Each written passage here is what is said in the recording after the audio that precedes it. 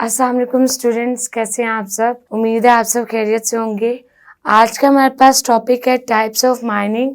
हम माइनिंग की टाइप्स के बारे में पढ़ेंगे कि हमारे पास माइनिंग की कौन कौन सी टाइप्स आ जाती हैं।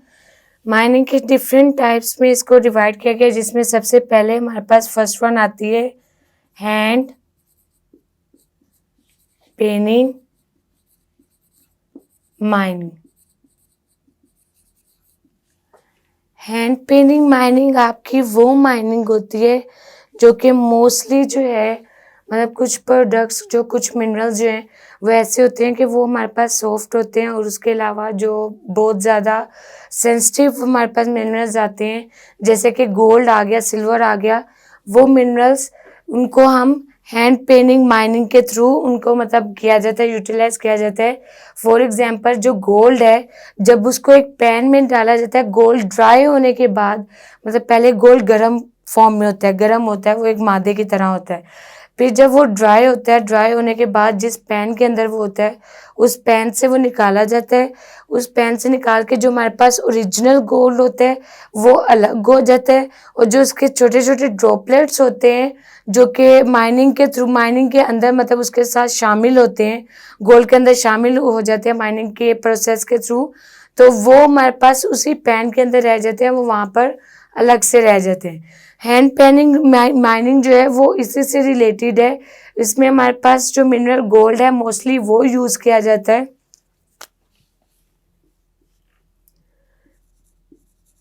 व्हेन गोल्ड ड्राइड, जब गोल्ड जो है वो खुश्क हो जाता है, ड्राई हो जाता है, तो गोल्ड के जो मिनरल्स होते हैं, रियल गोल्ड पैन से अलग कर दिया जाता है, सेपरेट फ्रॉम पैन, पैन से उसको अलग कर दिया जाता है real gold.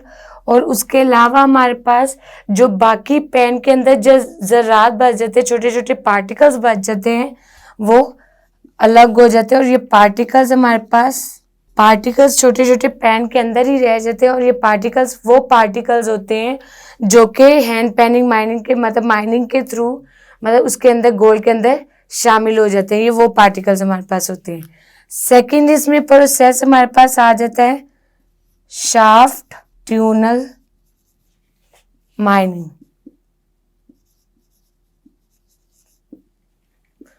Shaft tunnel mining हमारे पास वो माइनिंग का मतलब टाइप होती है, माइनिंग की वो टाइप होती है जिसके अंदर जो शाफ्ट है इसको यूज़ किया जाता है, शाफ्ट को यूज़ किया जाता है। और उसके अलावा हमारे पास इसके अंदर जो ड्रिल की जाती है वो वर्टिकली की जाती है, मतलब शाफ्ट को वर्टिकली यूज़ किया जाता है, और वर्टिकली इसकी ड्रिलिंग की जाती है। Use shaft vertically drilling.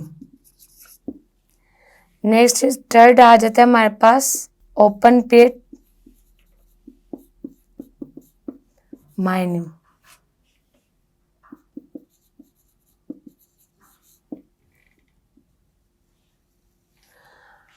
Open pit mining हमारे पास वो माइनिंग होती है जो कि ज़्यादातर जो हिली एरियाज़ में की होती है, पहाड़ों वाले एरियाज़ में की जाती है।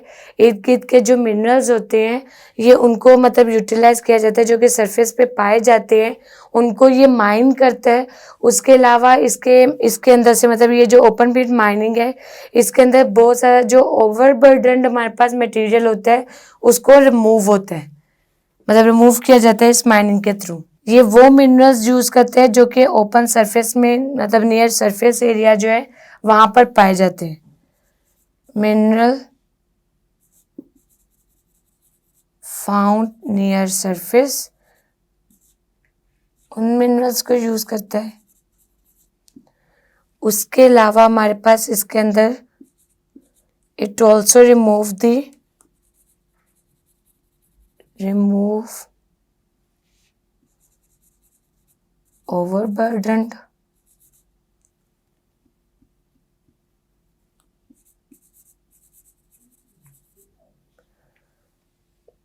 उसके अलावा हमारे पास ज़्यादातर जो कॉपर क्रोमाइट ये हमारे पास इसकी एग्जांपल्स में आ जाते हैं कि ये इनको माइनिंग करता है, कॉपर को, क्रोमाइट को, क्रोमाइट एंड लाइमस्टोन। ये हमारे पास वो मिनरल्स हैं जिनको ये माइन करता है, मतलब जिनको ये क्लीन करता है। ये हमारे पास थर्ड टाइप आ गई। Next fourth one, that is drill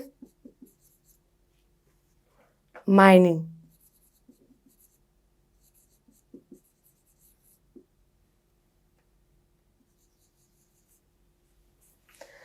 drill mining जो है ये हमारे पास एक डीप लेयर माइनिंग होती है जो कि जिसके अंदर पाइप जो है वो फिट किए जाते हैं। इस माइनिंग के अंदर डिफरेंट तरह के पाइप जो हैं वो अर्थ के नीचे वाले एरियाज में, अंडरग्राउंड एरियाज में फिटेड किए जाते हैं, फिट होते हैं। और उसके अलावा डीप लेयर जो है उसके थ्रू ड्रिलिंग की माइनिंग होती है।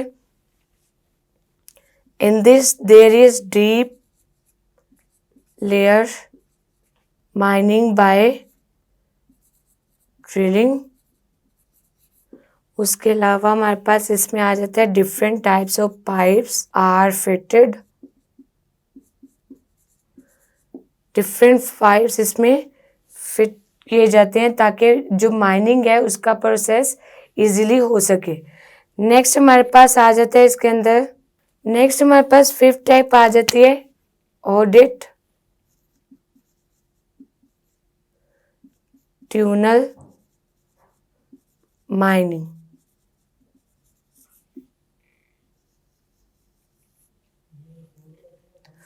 ऑडिट ट्यूनल माइनिंग वो माइनिंग होती है जिसमें डिफरेंट हिली एरियाज के अंदर जो है वो होल किए जाते हैं, मतलब उनके अंदर जो ड्रिलिंग है वो होल्स के थ्रू करके उसके बाद माइनिंग की जाती है। सो हमारे पास इसमें आ जाएगा dug between slopes, dug between slopes in hilly areas। Different जो हिली एरियाज हैं उनको डग किया जाता है, उनके स्लोप्स बनाए जाते हैं। उसके अलावा हमारे पास इसमें आ जाता है जो इनके जो होल्स बनाए जाते हैं, जो उनको डग किया जाता है वो हॉरिजॉन्टली किया जाता है। और ज़्यादातर इसमें जो माइनिंग होती है वो सॉल्ट और कोल की होती है। सॉल्ट और कोल की ज़्यादातर मोस्टली इसमें माइनिंग की जाती है। और जो हमारे पास इसमें जो स्लोप एरियाज हिली एरियाज में जो स्लोप्स बनाए जाते हैं वो हॉरिजॉन्टल की फॉर्म में बनाए जाते हैं। सो स्टूडेंट्स ये थे हमारे पास डिफरेंट टाइप्स ऑफ माइनिंग की कौन कौन सी टाइप्स हैं उनके बारे में डिस्कस किया, जिसमें हमारे पास hand panning mining, shaft tunnel mining, open pit mining, drill mining and adit tunnel mining आ गई। नेक्स्ट हम डिस्कस करेंगे कि हमारे पास जो कोल माइनिंग है उसमें कौन कौन से रिस्क पाए जाते हैं। रिस्क फैक्टर विथ कोल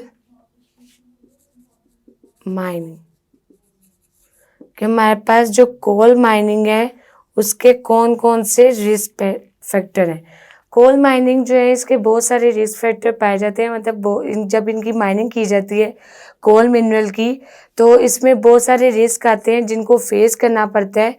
जैसे कि हमारे पास हो गया मैसिव अमाउंट, ये हमारे पास डिफरेंट फैक्टर्स आ रहे हैं। मैसिव अमाउंट ऑफ सॉइल, इसी तरह सॉइल आपकी टॉप सॉइल आ जाएगी।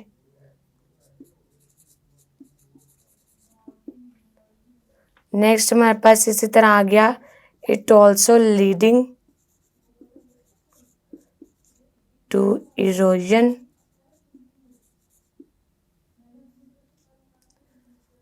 लॉस ऑफ हैबिटेट, इसी तरह habitat and loss of pollution. Habitat और पोल्यूशन का लॉस होता है। उसके अलावा हमारे पास इसमें आ जाता है एसिड माइन ड्रेनेज। ये हमारे पास डिफरेंट फैक्टर्स थे कि जिसके ज़रिए जो कोल है, कोल माइनिंग, वो हमारे पास रिस्क की फॉर्म में आती है।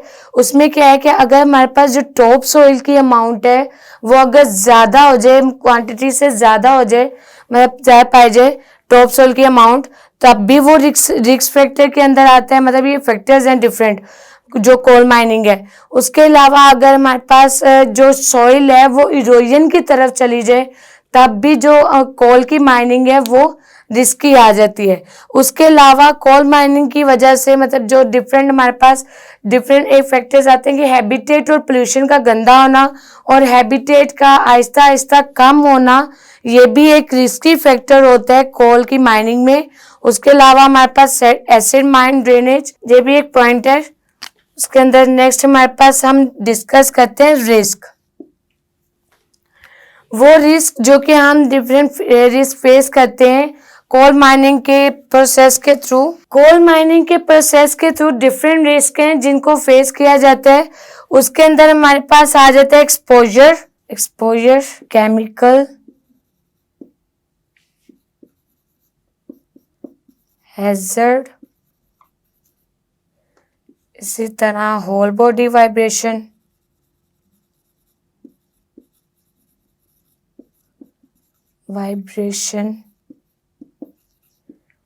और noise pollution and thermal stress.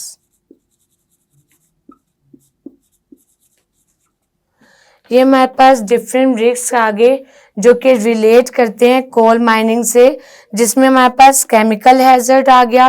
Chemical hazard जो है वो भी एक रिलेट करता है हमारे पास माइनिंग के अंदर। Whole body vibration, noise, thermal stress और एक्सपोजर, ये डिफरेंट स्ट्रेस थे।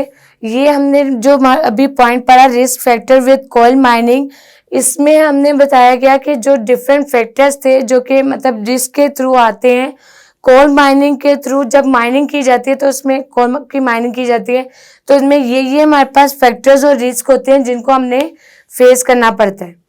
सो स्टूडेंट्स, ये था हमारे पास आज का टॉपिक जिसमें हमने टाइप्स ऑफ माइनिंग पढ़ी और डिफरेंट रिस्क फैक्टर्स पढ़े कोल माइनिंग के। उम्मीद है कि आपको इसकी टॉपिक की समझ आई होगी।